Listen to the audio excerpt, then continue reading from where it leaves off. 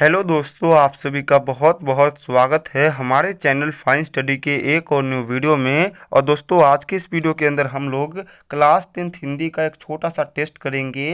Test के अंदर होगा ये कि हम लोग 20 ऑब्जेक्टिव क्वेश्चंस को देखेंगे और आप लोग को कोशिश ये करना है कि इन 20 में से कम 18 क्वेश्चन के आप लोग सही सही जवाब दे पाओ। अगर आप लोग ऐसा कर पाते हो तो आप लोग की तैयारी काफ़ी अच्छी चल रही है, आप लोग इसी तैयारी के साथ कंटिन्यू कर सकते हो। लेकिन अगर आप लोग ऐसा नहीं कर पाते हो तो आप लोग को अपनी तैयारी थोड़ी सी बढ़ाने की ज़रूरत है। तो चलिए हम लोग आज के इस टेस्ट की शुरुआत करते हैं। लेकिन उससे पहले मैं आपको बता दूं कि आप लोग का जो भी स्कोर रहेगा वो आप लोग को नीचे कमेंट बॉक्स में जाकर के कमेंट करना है और कोशिश करना है कि आप लोग 18 से ज़्यादा क्वेश्चन ही सही कर पाओ। तो चलिए हम लोग अपने पहले क्वेश्चन की ओर देखते हैं। पहला क्वेश्चन आप लोगों से टेस्ट में पूछा गया है कि मानव मुक्ति का पुरोधा किसे कहा गया है। महत्वपूर्ण क्वेश्चन है, ये आपके हिंदी के चैप्टर 1 से लिया गया है। आप लोग को बताना है कि मानव मुक्ति का पुरोधा किसे कहा गया है। तो आप लोग जल्दी से इसका जवाब दीजिए। इसका सही जवाब होगा भीमराव अंबेडकर को मानव मुक्ति का पुरोधा कहा गया है।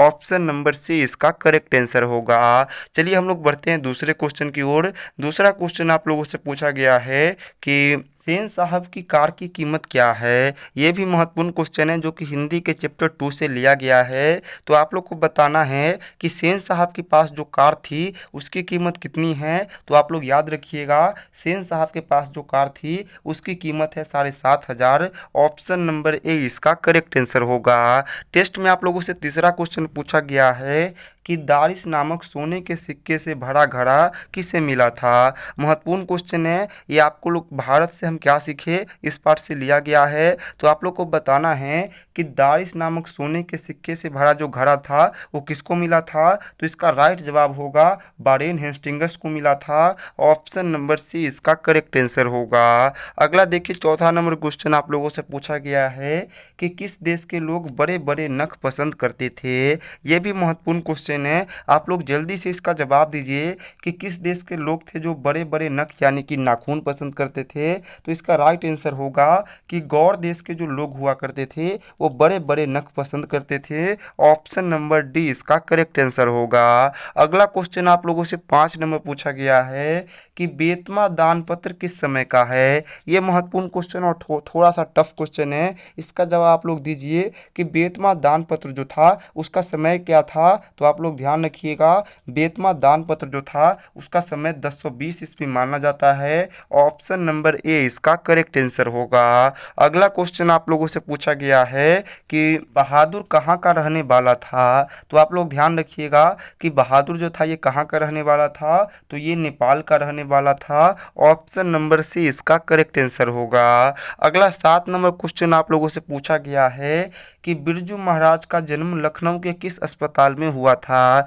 ये भी अच्छा क्वेश्चन है, आप लोग जल्दी से इसका जवाब दीजिए कि बिरजू महाराज जो थे उनका जन्म लखनऊ के किस अस्पताल में हुआ था। तो आप सभी लोग याद रखिएगा, बिरजू महाराज का जन्म लखनऊ के जफरीन अस्पताल में हुआ था। ऑप्शन नंबर डी इसका करेक्ट आंसर होगा। अगला क्वेश्चन आप लोगों से पूछा गया है कि अविन्नो किस देश में है। ये भी महत्वपूर्ण क्वेश्चन है, आप लोग जल्दी से इसका जवाब दीजिए कि अविन्नो किस देश में है। तो अविन्ने आप लोग याद रखिएगा ये कहाँ है। तो ये दक्षिणी फ्रांस यानी कि फ्रांस में है। ऑप्शन नंबर बी इसका करेक्ट आंसर होगा। अगला क्वेश्चन आप लोगों से 9 नंबर पूछा गया है कि झोले में कितनी मछलियाँ थी। ये भी महत्वपूर्ण क्वेश्चन है, ये मछली चैप्टर से लिया गया आपका क्वेश्चन है। आप लोग जल्दी से इसका जवाब दीजिए कि झोले में कितनी मछलियाँ थी। तो आप लोग ध्यान रखिएगा, झोले में कुल 3 मछलियाँ थी। ऑप्शन नंबर डी इसका करेक्ट आंसर होगा। अगला 10 नंबर क्वेश्चन आप लोगों से पूछा गया है कि इबादत का अर्थ क्या होता है। ये भी महत्वपूर्ण क्वेश्चन है, आप लोग को बताना है इबादत का अर्थ क्या होता है। तो इबादत का अर्थ होता है उपासना।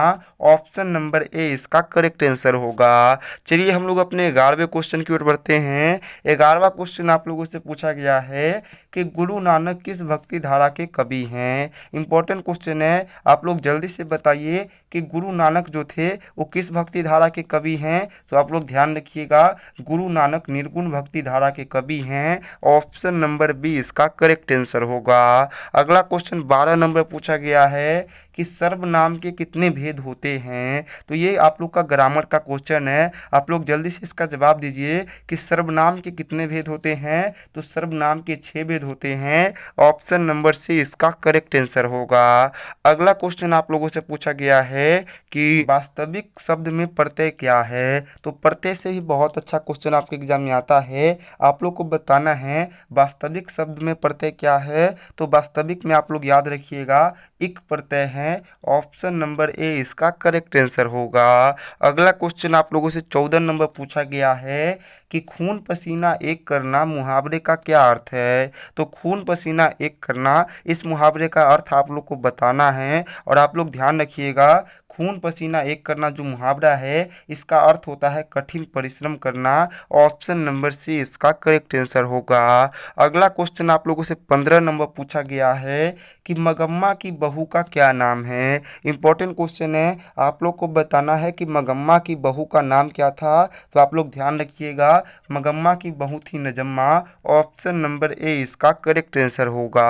अगला क्वेश्चन 16 नंबर आप लोगों से पूछा गया है कि लक्ष्मी के पति का क्या नाम है। ये भी महत्वपूर्ण क्वेश्चन है, ये धरते विश्वास चैप्टर से आप लोग का क्वेश्चन लिया गया है। आप लोग ध्यान रखिएगा कि इसमें जो पात्र है लक्ष्मी, इसके पति का नाम था लक्ष्मण। तो ऑप्शन नंबर बी इसका करेक्ट आंसर होगा। अगला क्वेश्चन आप लोगों से 17 नंबर पूछा गया है कि मंगू कब से पागल है। तो मंगू आप लोग याद रखिएगा ये जन्म से ही पागल है। ऑप्शन नंबर डी इसका करेक्ट आंसर होगा। अगला आप लोगों से 18 नंबर क्वेश्चन पूछा गया है कि सीता के कितने लड़के थे। इंपॉर्टेंट क्वेश्चन है, आप लोग को इसका जवाब देना है कि सीता के कितने लड़के थे। तो आप लोग याद रखिएगा सीता के 3 लड़के थे।